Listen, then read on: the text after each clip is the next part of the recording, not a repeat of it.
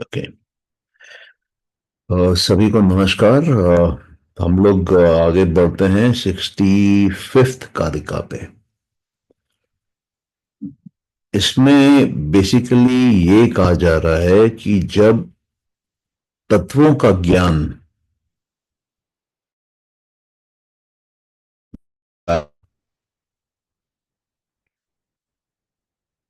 तो जो पुरुष है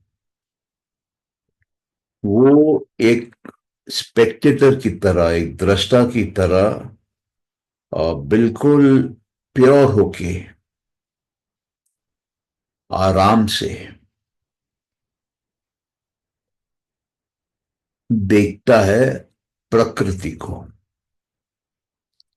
और ये प्रकृति, क्योंकि उसको तत्वों का पूरा ज्ञान मिल गया है, तो ये अभी प्रोडक्टिव नहीं है।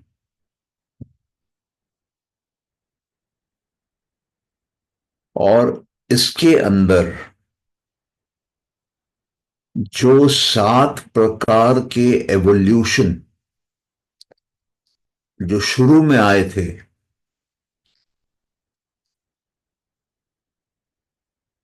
बुद्धि के अंदर पुरुष के इन्फ्लुएंस से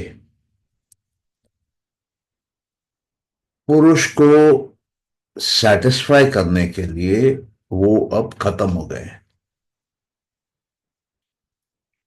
ये बात समझ में आई है? मैं रिपीट करता हूं।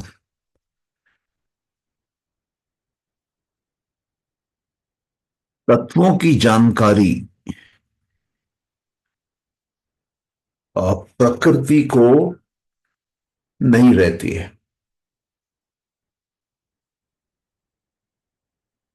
और वो जानकारी हासिल करने के लिए प्रकृति इवॉल्व होती रहती है।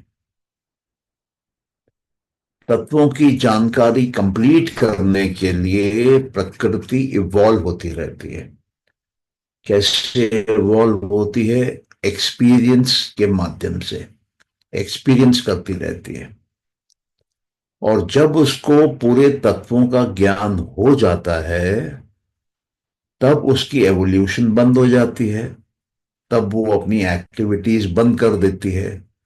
अब उसको अपनी एक्टिविटी करने की कोई जरूरत ही नहीं है। तो एक्टिविटी शुरू कहां से होती है? एक्टिविटी शुरू होती है जब बुद्धि में वो भाव आते हैं। जन्म के समय, जब मूल प्रकृति में से प्रकृति जन्म लेती है, उस समय बुद्धि में भाव आते हैं। धर्म के, ज्ञान के, वैराग्य के, ऐश्वर्य के। और इसके विपरीत के भी भाव, अधर्म के, अज्ञान के, राग के और अनैश्वर्य के। इनके कारण प्रकृति आगे बढ़ती है।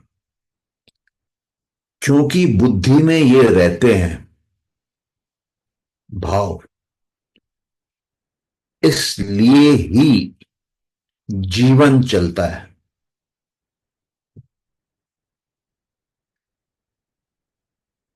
मान लीजिए मृत्यु हो गई, तो ये भाव जो आखिरी कंडीशन में बुद्धि में थे, उसी कंडीशन में वो भाव दोबारा अगले जन्म में आते हैं।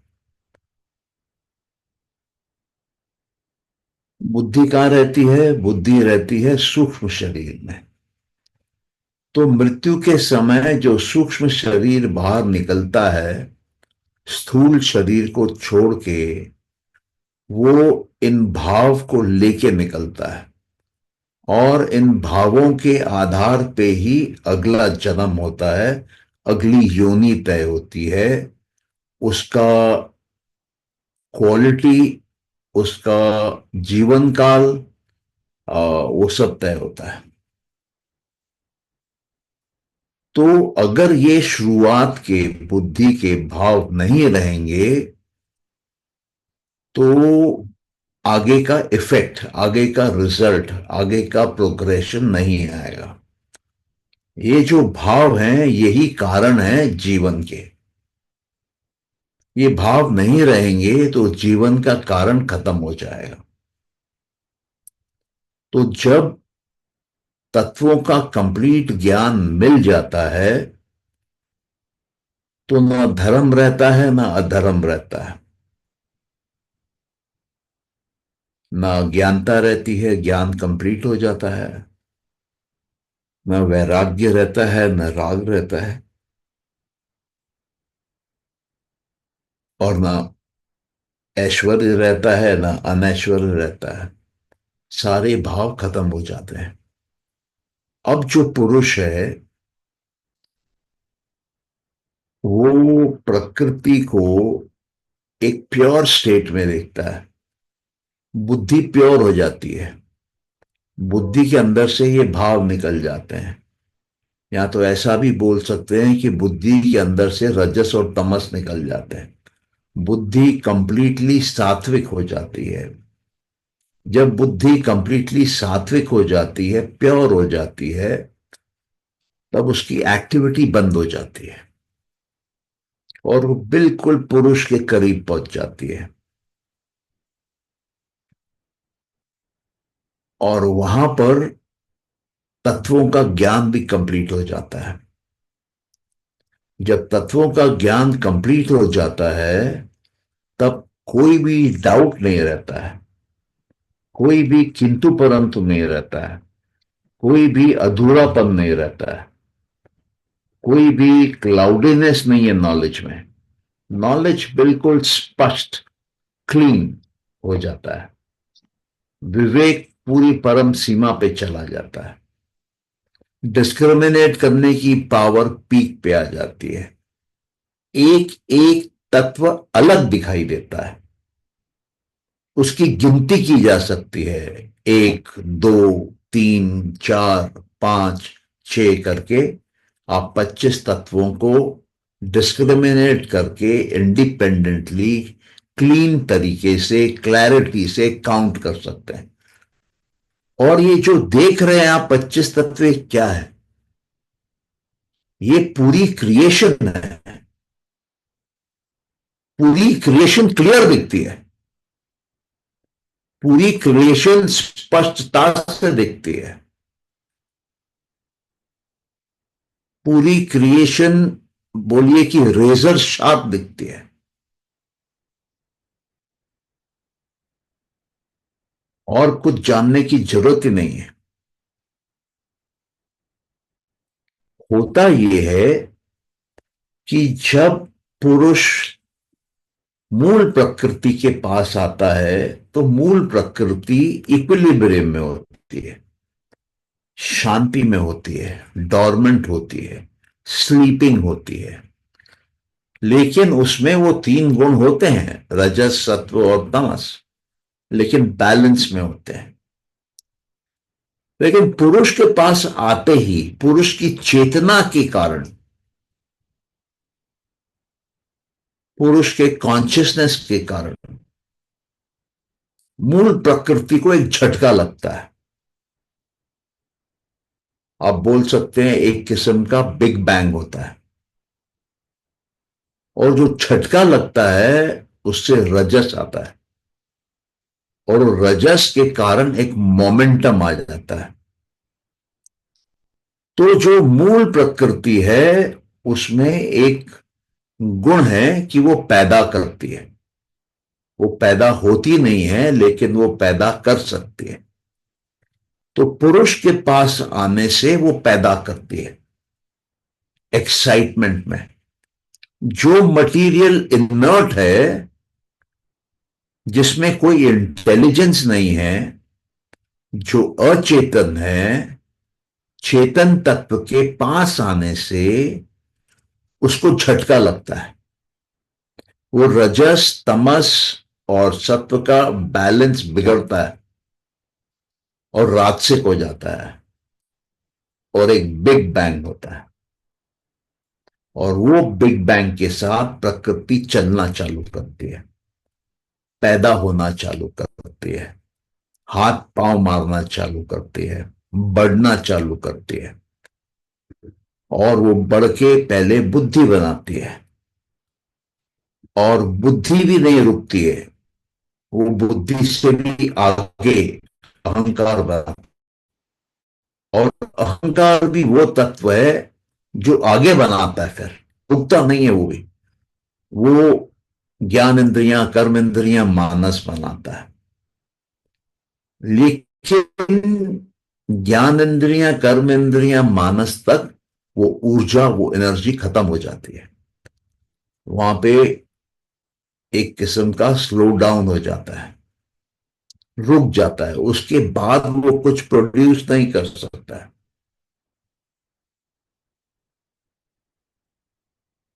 और अहंकार से 5 तन्मात्राएं बनती हैं, और ये 5 तन्मात्राओं में भी जोश होता है।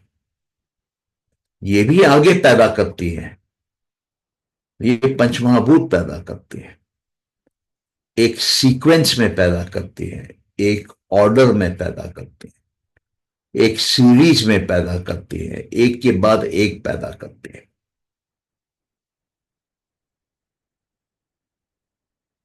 तो जो भी आप देख रहे हैं वो एनर्जी है, मूल प्रकृति की है। और वो आपको दिखा रही है कुछ। कैसे दिखाती है? वो अहंकार में आके, अहंकार रात्सिक होता है।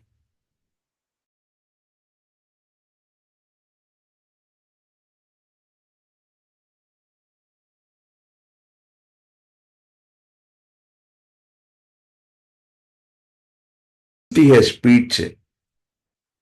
ये सात्विक तामसिक, सात्विक तामसिक, सात्विक तामसिक होती रहती है। जब सात्विक होती है तो मानस, ज्ञान इंद्री, कर्म इंद्री बनाती है। जब तामसिक होती है तब तन्मात्राएं और पंचमहाभूत बनाती है। तो ये दुनिया भी बनाती है हमारी, और दुनिया को देखने की सिस्टम भी बनाती है। जो सिस्टम है वो है मानस, ज्ञान इंद्री, कर्म इंद्री। और सिर्फ सिस्टम देखने की नहीं बनाती है, सिस्टम में बदलाव करने का भी बनाती है, कर्म इंद्रियों के द्वारा। तो दुनिया जो बनाती है बुद्धि के इंस्ट्रक्शन पे, अहंकार, तन्मात्राएं और पंचमहाभूत, उसकी वो फीडबैक लेती है कि सही बनी कि नहीं बनी, अच्छी बनी कि बुरी बनी।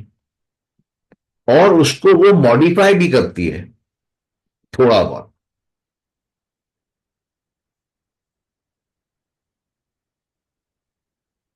तो आपकी सृष्टि बनाने वाले आप, उसमें कुछ बदलाव चाहिए तो बदलाव लाने वाले आप, उसको देखना है तो देखने वाले आप। और ये चालू कहां से होता है? ये चालू होता है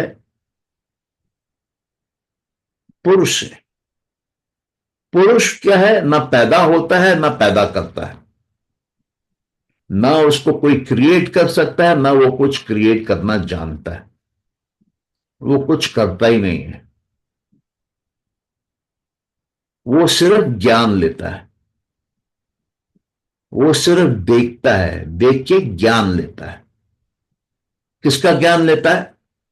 जब वो मूल प्रकृति के पास आता है और मूल प्रकृति छटपटा के निकलती है बाहर, प्रकृति बनाती है, उस प्रकृति का ज्ञान लेता है।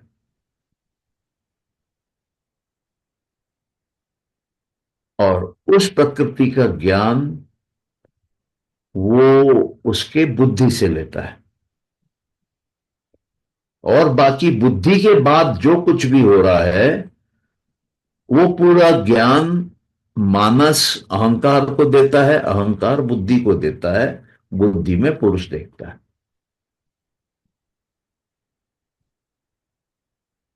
तो ये यहां कहते हैं कि जब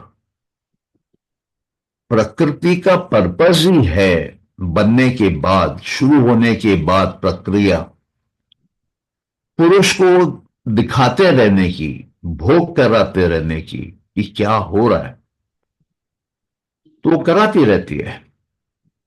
और जैसे जैसे वो भोग कराती रहती है, ये जो 25 तत्व हैं ये साफ होते रहते हैं, ये पुरुष को क्लियर समझ में आने लगते हैं, दिखते हैं साफ। और एक प्रकृति को भी ज्ञान मिलता है इन 25 तत्वों का। तो जब 25 तत्वों का पूरा ज्ञान प्रकृति को मिल जाता है, तो प्रकृति का वो कारण जिससे प्रकृति बन रही होती है आगे, चल रही होती है आगे, वो कारण खत्म हो जाता है, क्योंकि 25 तत्वों का ज्ञान मिल गया। वो ज्ञान से मोक्ष मिलता है, फ्रीडम मिल जाता है 25 तत्वों से। अब पुरुष के अंदर धर्म नाम की कोई चीज नहीं है कि धर्म के अनुसार जीना है।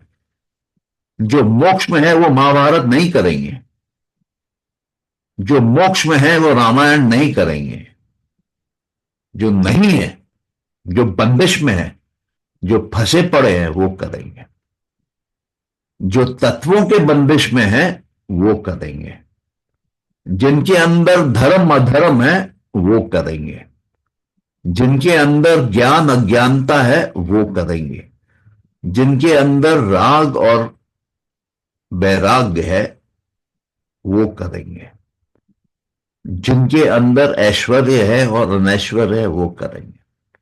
तो अगर आपके अंदर पावर है, सत्ता है, सिद्धि है, आप अटके हुए हैं। आपके अंदर अगर वैराग्य है, डिटैचमेंट है, वो भी अटकन है, वो भी बंदिश है। राग है, वो भी बंदिश है। अज्ञानता है, वो भी बंदिश है, वो दुख का कारण है। और ज्ञान अगर पूरा नहीं है वो भी बंदिश है, वो अज्ञानता है। तो इन बंदिशों के कारण प्रकृति अपने आप को छुड़ाने की कोशिश करती है। जैसे ही मूल प्रकृति प्रकृति को पैदा करती है, उसको रस्सी से बांध के पैदा करती है। और वो प्रकृति अपने आप को छुड़ाने की कोशिश करती है उस रस्सी से। हिलती है, डुलती है, चीखती है, चिल्लाती है, चलती है, दौड़ती है, एक्शन करती रहती है, रजस में रहती है। उसका वो एक्शन किसी को पसंद आता है, किसी को पसंद नहीं आता है। तो वो सत्व है, वो तमस है। वो कभी थक के बैठ जाती है, कभी सो जाती है, कभी उसके मन में बुरे ख्याल आते हैं, वो बंदिश में है। उसके मन में चल रहा है सब, धर्म अधर्म, ज्ञान अज्ञानता, राग वैराग, और शक्ति और शक्तिहीनता। लेकिन जैसे जैसे वो स्ट्रगल करती है, जैसे जैसे वो स्ट्रगल में प्रोग्रेस करती है, जैसे जैसे वो सीखती है, खुद सीखती है, किसी गुरु से सीखती है, किसी गुरु के साथ अध्ययन करती है, मतलब गुरु की बातें भी सीखती है और खुद भी शास्त्र पढ़ के सीखती है, या किसी गुरु को ढूंढ लेती है और उसको कुछ देती है सीखने के लिए, तब वो रस्सियां अपनी खोल लेती है। जब उसकी रस्सियां खुल गई, जब वो मुक्त हो गई, तो उसको आगे और स्ट्रगल करने की जरूरत क्या है? क्योंकि स्ट्रगल खत्म नहीं होता है। क्यों? क्योंकि जानने को तो बहुत कुछ है। आपने 10 मछली देख ली, इसका यह मतलब नहीं कि आपने सारे मछलियों के बारे में सीख लिया। लेकिन आपने 1000 मछली देख ली तो शायद आपने सीख लिया। आपको 1 लाख मछली, 10 लाख मछली, 1 करोड़ मछली देखने की जरूरत नहीं है। तो एक सीमा के बाद और स्ट्रगल करने की जरूरत नहीं पड़ती है, ज्ञान बढ़ना बंद हो जाता है, आपके पास ब्रह्म ज्ञान आ जाता है, आपके पास सृष्टि का पूरा ज्ञान आ जाता है, सारे तत्वों की जानकारी 100% स्पष्ट हो जाती है।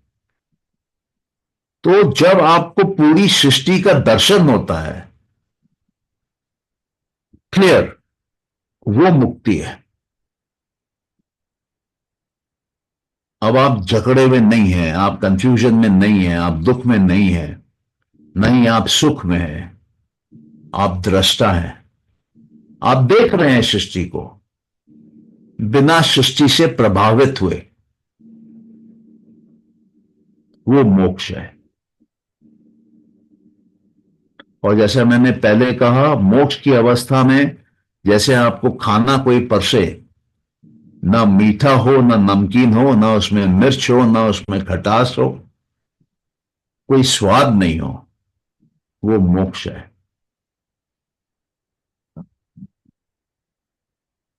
आप सिर्फ देखने वाले हैं, आपकी कोई पसंद नहीं है, कोई सही गलत नहीं है, आपके पास कुछ है कुछ नहीं है ऐसा नहीं है, सब कुछ आपका है और सब कुछ आपका नहीं भी है। और जिसको आप मैं समझ रहे थे, अहंकार को, ईगो को, सेल्फ अवेयरनेस को, वो आप नहीं हो, वो समझ में आता है। तो क्या होता है कि आप इस सृष्टि से ऐसा समझ लीजिए कि बाहर के लेयर पे, बाहर का सर्कल जो है वो पुरुष है, न पैदा होता है न पैदा करता है। उसके अंदर एक लेयर है, वो मूल प्रकृति है, वो इनफाइनाइट एनर्जी है, हमेशा से, हमेशा के लिए खड़ी है, सो रही है, शांति में है। जब सबसे बाहर वाला लेयर, पुरुष वाला, इस मूल प्रकृति के करीब आ जाता है, तो वो चेतना जो है वो मूल प्रकृति को करंट मारती है। मूल प्रकृति निर्जीव है, अचेतन है, विदाउट इंटेलिजेंस है, लेकिन उसको झटका लगता है, और वो झटके के कारण वो हिलती है। वो हिलते ही प्रकृति पैदा करती है, प्रकृति पैदा करते ही 23 तत्व आ जाते हैं। लेकिन आपको समझ में नहीं आते हैं ये 23 तत्व। क्यों? क्योंकि आपको ज्ञान नहीं है उन 23 तत्वों का। जब वो ज्ञान लेंगे आप, तब आपको वो 23 तत्व समझ में आते हैं। और जब आपको वो 23 तत्व समझ में आते हैं प्रकृति के, और जब आपको समझ में आता है मूल प्रकृति क्या है, और जब आपको समझ में आता है पुरुष क्या है, तब आपके जीवन से दुख जो है वो हमेशा के लिए निकल जाता है। क्योंकि आपके पास कंप्लीट ज्ञान आ जाता है, अज्ञानता चली जाती है। अब अगर आपके अंदर से भी, आपके मन से, चित्त से, शरीर से दुख आ रहा है, तो भी आपको दुख का एहसास नहीं होगा अगर आप प्रकृति में नहीं रह करके मूल प्रकृति में रहेंगे या पुरुष में रहेंगे। अगर आप जानने वाले बनेंगे, नोअर बनेंगे, दृष्टा बनेंगे जो देख रहा है तत्वों को, तो पुरुष में रह के आपको कोई भी दुख नहीं होगा। दुख जो है वो चित्त में है। और चित्त में क्या होता है कि जब तत्वों का पूरा ज्ञान नहीं होता है, चित्त में बदलाव होता रहता है, चित्त में स्थिरता नहीं आती है, चित्त में शांति का एहसास नहीं होता है, चित्त में मुक्ति का एहसास नहीं होता है। चित्त में आपको अज्ञानता का एहसास होगा, अस्मिता का एहसास होगा, राग द्वेष का एहसास होगा, भय का एहसास होगा। ये पांचों के पांचों क्लेश हैं जो दुख देते हैं। तो ज्ञान ही इकलौता माध्यम है दुख से मुक्त होने का। क्या चीज का ज्ञान? फिजिक्स का ज्ञान नहीं, केमिस्ट्री का ज्ञान नहीं, मैथमेटिक्स का ज्ञान नहीं, बायोलॉजी का ज्ञान नहीं, इंजीनियरिंग का ज्ञान नहीं, डॉक्टरी का ज्ञान नहीं, एस्ट्रोनॉमी का ज्ञान नहीं।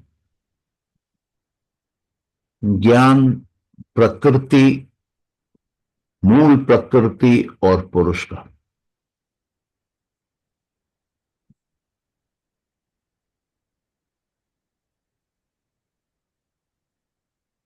आप कितने भी बड़े धर्मी हो जाइए, आपको दुख मिलेगा।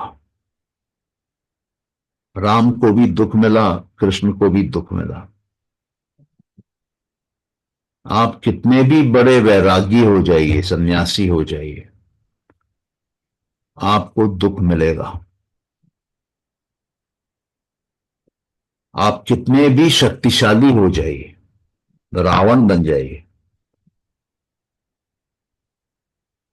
आपको दुख मिलेगा। लेकिन अगर आप ज्ञानी बन जाते हैं और ये तीन का ज्ञान हासिल कर लेते हैं, प्रकृति का, मूल प्रकृति का और पुरुष का, तो पुरुष तो एक तत्व है, मूल प्रकृति एक तत्व है, लेकिन प्रकृति 23 तत्व है और हम प्रकृति के अंदर है। मूल प्रकृति अव्यक्त है, दिखती नहीं, हम जानते ही नहीं कि वो है। पुरुष कुछ करता ही नहीं है,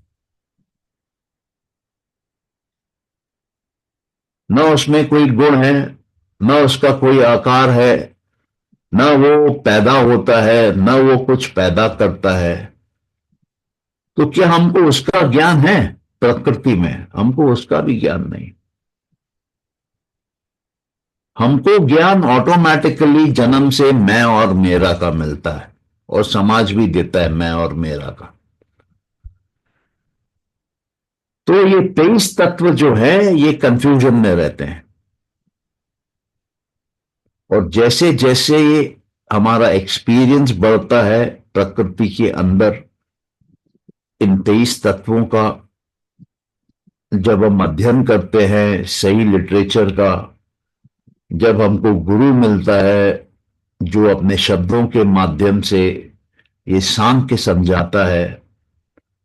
सांख्य मतलब तत्वों का ज्ञान, गिनती में कंप्लीट ज्ञान देना, 25 तत्वों के माध्यम से समस्त ज्ञान देना।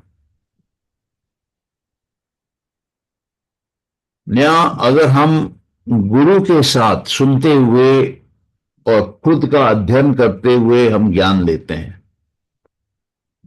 या अगर हमको कोई नहीं मिलता है और कोई एक प्रोफेशनल गुरु मिल जाता है जो कहता है कि मेरे को पेमेंट करो मैं सिखाता हूं, उसको पेमेंट करके भी आप सीखते हैं, तो भी आपको तत्वों का ज्ञान मिल सकता है। यहां तो आपके पिछले जन्म की कमाई है, आपने तत्वों का ज्ञान हासिल किया था, हल्का सा थोड़ा सा रह गया है जो आप यहां पे स्व अध्याय करके ले सकते हैं या किसी के शब्दों से समझ सकते हैं।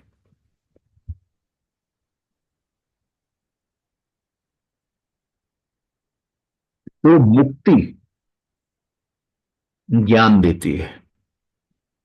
आप देखेंगे आप कोई सब्जेक्ट पढ़ते हैं पहली बार तो आपको समझ में नहीं आता है, सेकंड बार, थर्ड बार, फोर्थ बार पढ़ने से आपको गहरा समझ में आने लगता है। क्यों? क्योंकि उसके अंदर का जो तत्व है वो पहली बार में समझ में नहीं आया। सेकंड टाइम भी थोड़ा कम आया,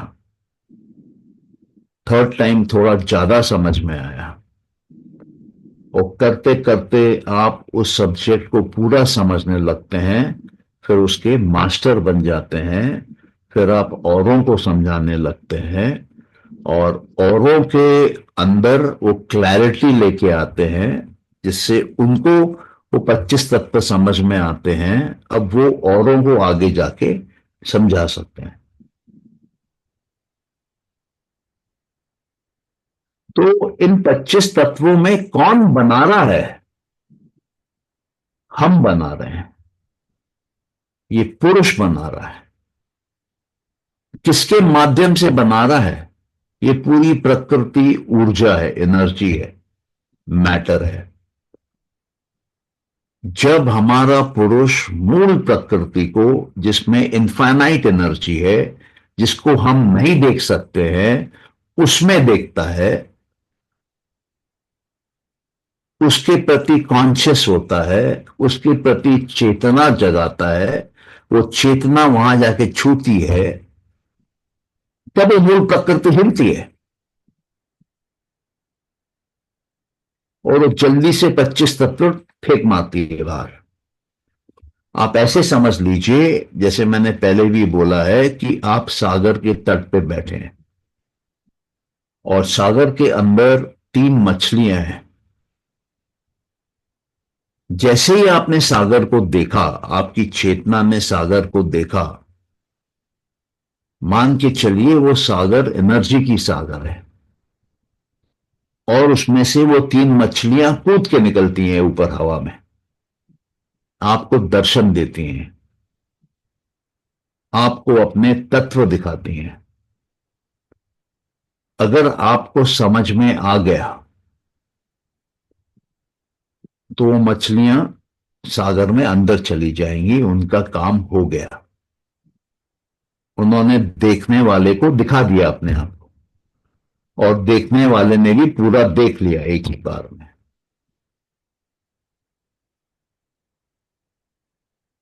लेकिन अगर देखने वाले ने पहली बार में देखा, लेकिन कंप्लीट ज्ञान नहीं लिया, 1/3 ज्ञान लिया, और वो मछलियां चली गई अंदर, फिर उसी देखने वाले के अगले जीवन में वो देखने वाला मरता नहीं है, वो शरीर बदलता है, और फिर वो सागर को देखता है, फिर वो मछली कूदेगी ऊपर, फिर उसको अपने आप को दिखाएगी, फिर वो देखेगा। अब मान लीजिए इस बार भी उसने 1/3 देखा और समझा। अब तीसरे जीवन में वो मछली वापस कूदेगी, तो फिर देखेगा। अब वो 1/3 और समझा। अब उसको पूरे तत्वों का उसने दर्शन कर लिया, उसको समझ में आ गया। वो मछलियों ने भी कूद के अपने आप को पूरे रूप से दिखा दिया। अभी अभी मछली दोबारा नहीं कूदेगी, और ये तट पे बैठने वाला भी दोबारा सागर को नहीं दिखेगा। क्यों? क्योंकि दोनों का काम हो गया। वो सागर का काम था मछली दिखाना, उसने मछली उसको 3 बार दिखा दी, पूरा ज्ञान दे दिया। और जो पुरुष बैठा था सागर के तट पे, उसका काम था मछली देखना, उसने पूरा देख लिया, पूरा ज्ञान ले लिया। वो उसकी भी तृप्ति हो गई, हो गया। अब उसको ना सागर में इंटरेस्ट है, अब ना सागर को उसको मछली दिखाने में इंटरेस्ट है। दोनों एक दूसरे से मुक्त हो गए। ये रिश्ता है पुरुष और प्रकृति का, और ये रिश्ता संपूर्ण होता है ज्ञान से, और ये ज्ञान आता है भोग से।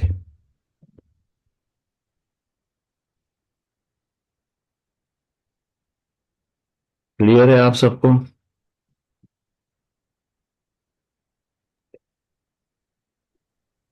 हाँ जी सर। हम्म। हाँ जी सर। ओके। ये सेम पॉइंट और 66th कारिका में है, जहां पे पुरुष ये सोचता है।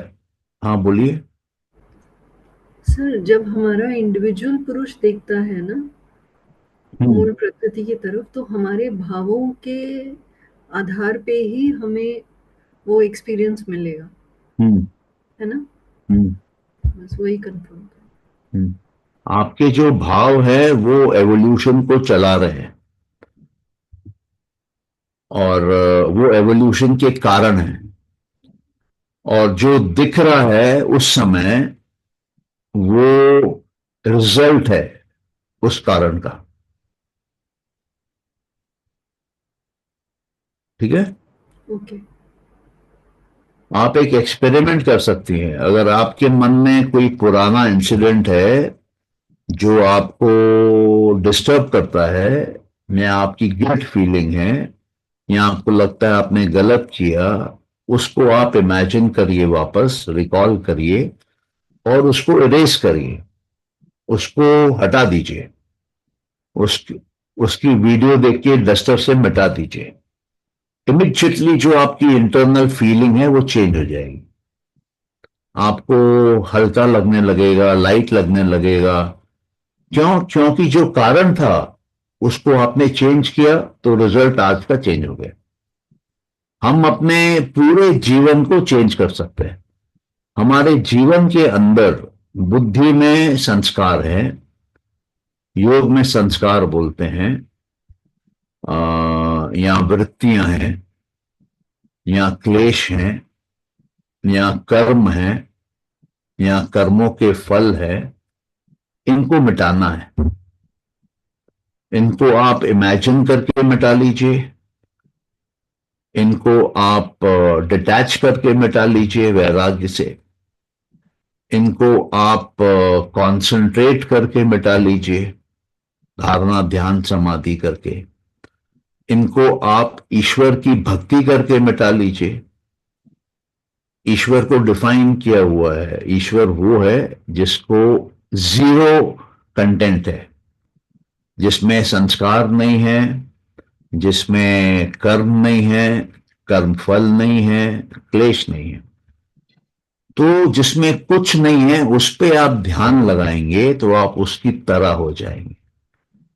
तो जब आप उस पे ध्यान लगाते हैं, तब आपकी समाधि आसानी से लगती है, जहां कुछ नहीं होता है। कुछ नहीं होता है मतलब तमस नहीं होता है, रजस नहीं होता है, हल्का सा सत्व होता है। मतलब बुद्धि वाली अवस्था में हम चले जाते हैं। तो जब ये सृष्टि बनती है तो बुद्धि से बनती है। बुद्धि में उसका प्लान होता है, ब्लूप्रिंट होता है। तो हम जिस ऑब्जेक्ट को भी देख रहे होते हैं धारणा ध्यान में, वो समाधि में जब देखते हुए जाते हैं, तब हम बुद्धि के स्टेट में चले जाते हैं, क्रिएशन के स्टार्टिंग के स्टेट में चले जाते हैं। उस ऑब्जेक्ट का ब्लूप्रिंट देखते हैं हम।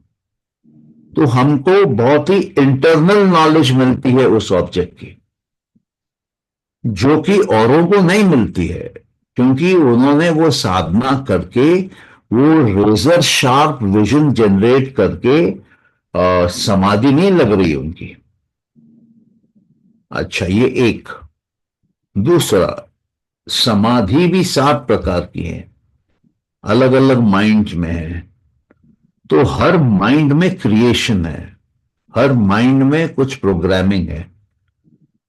तो आप जब एक ऑब्जेक्ट को देखते हैं तो आप अलग अलग समाधियों से देखते हुए जाते हैं, अलग अलग माइंड्स में उसकी रीडिंग करते हुए जाते हैं।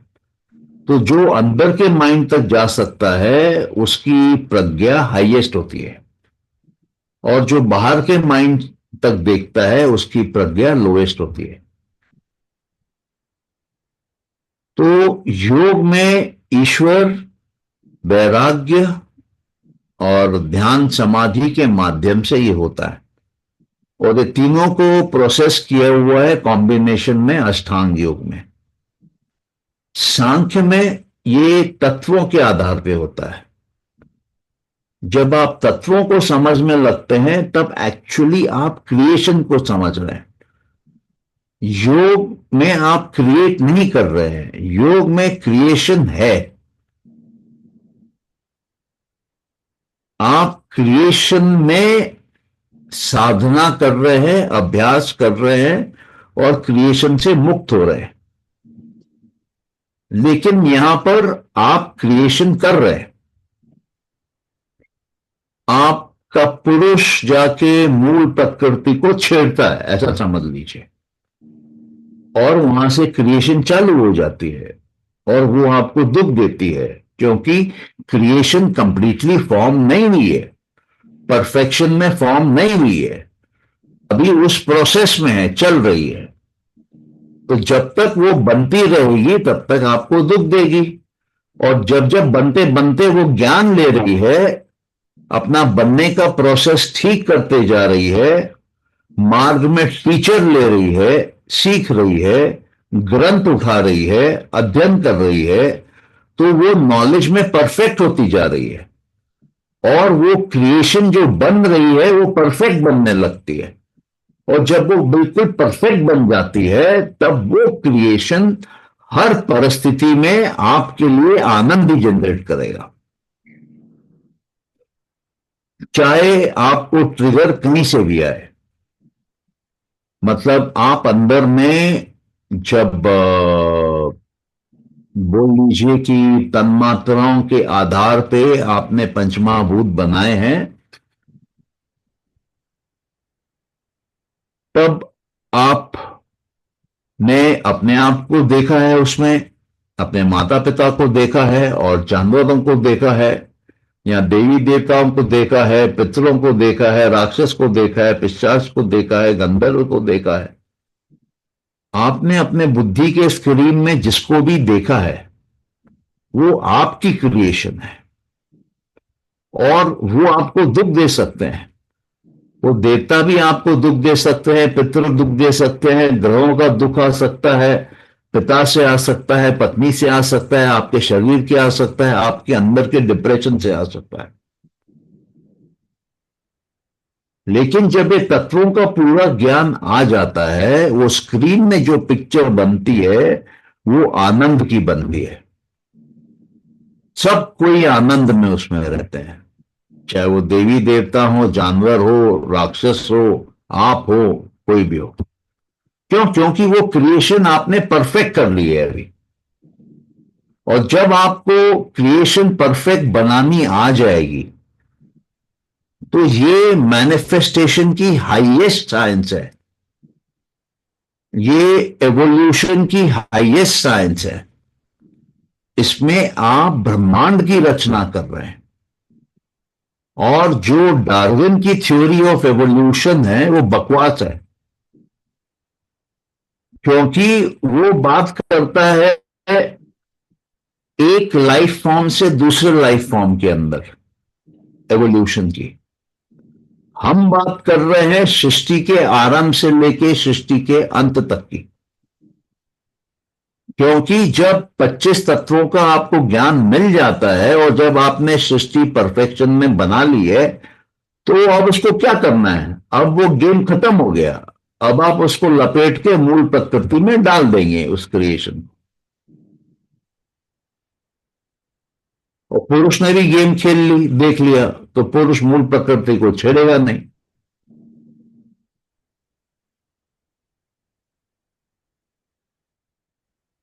ये हाईएस्ट साइंस है, और सांख्य को समझने वाले लोग नहीं है भारत में। आप जो चाहें वो क्रिएशन कर सकते हैं। आपको पूरा लाइफ आपका क्लैरिटी से दिखेगा, एक एक मोमेंट आपको अपना जिंदगी का क्लैरिटी से दिखेगा। एक पल में भी आपके चित्त में वृत्ति नहीं आएगी।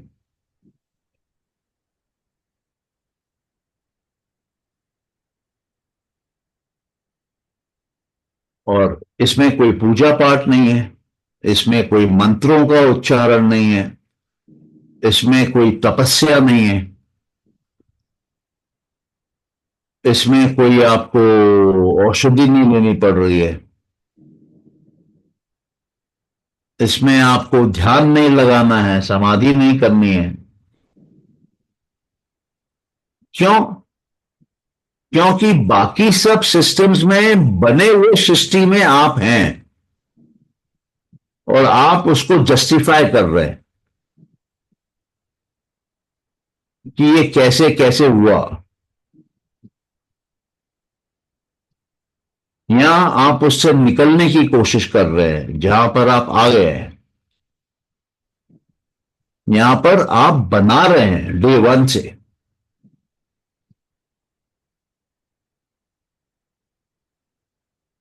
इसलिए सांख्य को हाईएस्ट फिलॉसफी बोली जाती है। आज साइंस जहां खड़ा है, वो वहां खड़ा है जो सांख्य ने दिखाया है। वो लोग ओपनली बोलते नहीं है, उनको शर्म आती है। आइंस्टाइन का एक लास्ट इंटरव्यू है जो कि कभी पब्लिश नहीं हुआ, उसको आप सुनिए। दीपक चोपड़ा के कुछ वीडियोस देखिए आप कि ये ब्रह्मांड क्या है। वो कहते हैं कि ये ब्रह्मांड हमको नहीं पता किससे बना हुआ है, लगता है कुछ नहीं है इसमें, नथिंग। तो वो सही बोलते हैं। क्यों? क्योंकि मूल प्रकृति में कुछ परसीव नहीं होता है।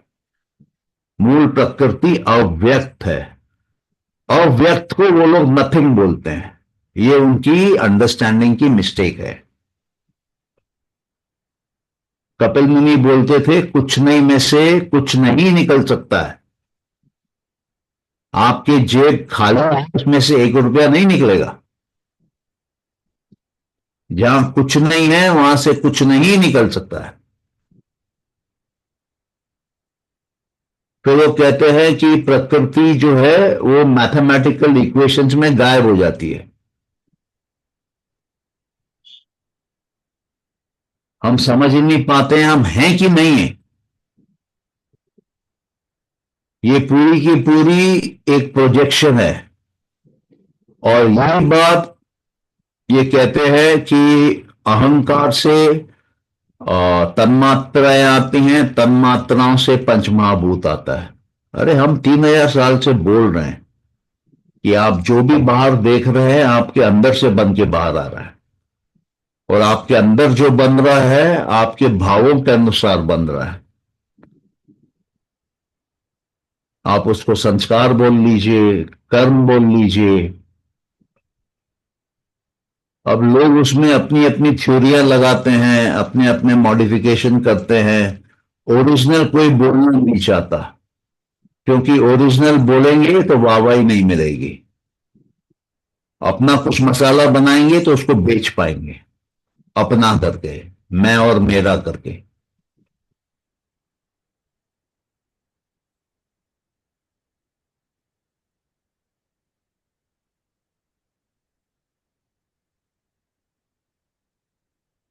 तो सांख्य हाईएस्ट है और सांख्य डिफिकल्ट है समझना, क्योंकि इसमें एक्सपीरियंस चाहिए, भोग चाहिए। इसमें योग नहीं चाहिए, इसमें भोग चाहिए। इसमें आसन में नहीं बैठना है, प्राणायाम नहीं करना है, आपको एक्सपीरियंस करना है जो आ रहा है आपके पास। आपको उसमें रीजनिंग लगानी है। सांख्य पूरी रीजनिंग है। रीजनिंग लगा के आपको तत्व समझ में आते हैं। रीजनिंग लगा के आपको डिस्क्रिमिनेशन का पावर मिलता है। एक एंड पे इनफाइनाइट पावर है और एक एंड पे फाइनाइट एंटिटीज है। तो जो इनफाइनाइटनेस है उसको काट काट के छोटे पीस में आपको समझना है और डाइजेस्ट करना है। तो उन्होंने पूरे पैकेज को 25 तत्वों में काट के समझाया है, जो कि एक एक्स्ट्रा ऑर्डिनरी अचीवमेंट है। और जब आप एक्सपीरियंस करेंगे आपको समझ में आएगा कि ये कितनी ऊंची चीज है।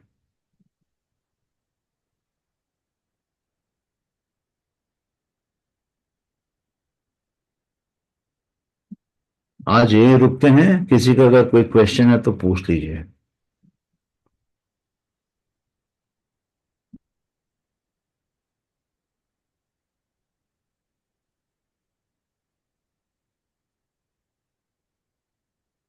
नहीं? ये जो कोई चाइल्ड जब पैदा होता है, मतलब बात लेता है, और जब वो माँ के पेट में होता है, तो उस समय में सांख्य के मुताबिक कैसे उसके मतलब हम एक्सप्रेस करेंगे? 3 महीना या 2 महीना तक ओनली वो शरीर का पिंजरा होता है, बाद में उसमें जो जान आता है उसको क्या बोलेंगे? पुरुष आके अभी चेतना आके प्रवेश किया, ये वो मतलब ऑटोमेटिक प्रोसेस है। नहीं, मैं आपका सवाल ठीक से समझा नहीं हूँ। बच्चा मतलब माँ के पेट में मतलब है, उसके बाद? बच्चा माँ के पेट में है, और उसमें जान आना है या जान आया, तो ये जो प्रोसेस है उसको संख्या में अगर समझाएंगे तो कैसे समझाएंगे आप? तुम्हारे पास वो किताब है सांख्य कारिका वाली? हाँ जी। हाँ, देखो उसमें एक कारिका है जिसमें ये समझाया हुआ है, जहाँ पे सूक्ष्म शरीर समझाया है। उसके बाद समझाया है कि जब मृत्यु होती है तब सूक्ष्म शरीर अगले शरीर में कैसे जाता है। माता पिता के जो बॉडी के पार्ट्स हैं स्टार्टिंग में, जो फर्टिलाइजेशन के टाइम पे होते हैं, उनसे कैसे फ्यूज होता है। और बाहर का जो प्रकृति से जो खाना आता है, उससे फिर वो शरीर कैसे बनता है। तो मेरे ख्याल से तुम्हारा जो क्वेश्चन है उससे आंसर हो जाएगा। हाँ ठीक है। हाँ, और तुम बोलेगा तो हाँ मैं जी। तुमको निकाल के भी दे सकता हूँ कौन सा वाला है। आई थिंक 39 है सर। 39 है, ओके। 39 देख लेना फिर। ठीक है। हम्म। हाँ जी। या, हाँ सौम्य।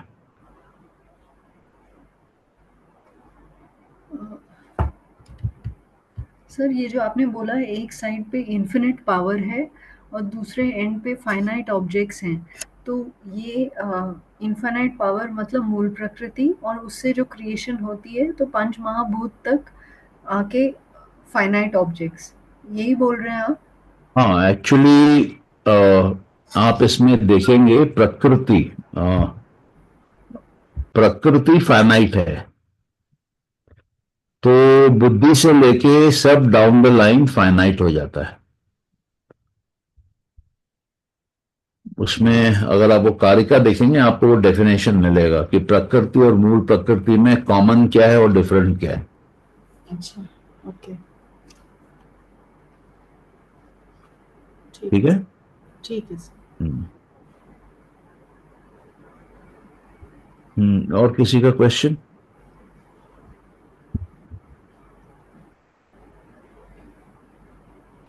नहीं? फिर क्लोज करें। ओके सर, चलिए, थैंक यू। थैंक यू, नमस्ते।